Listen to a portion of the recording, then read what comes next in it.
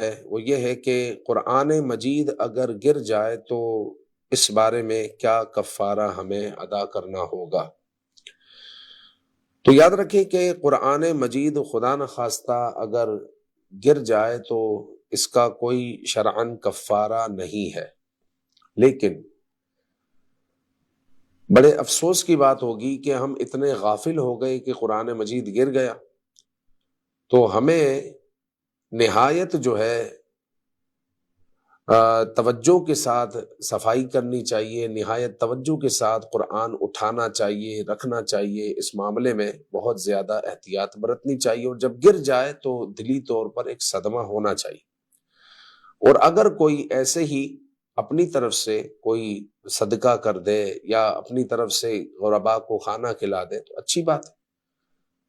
کہ صدمے میں اللہ رب العزت سے رجوع بھی کرے، توبہ بھی کرے کہ یا اللہ یہ مجھ سے غلطی ہوئی ہے،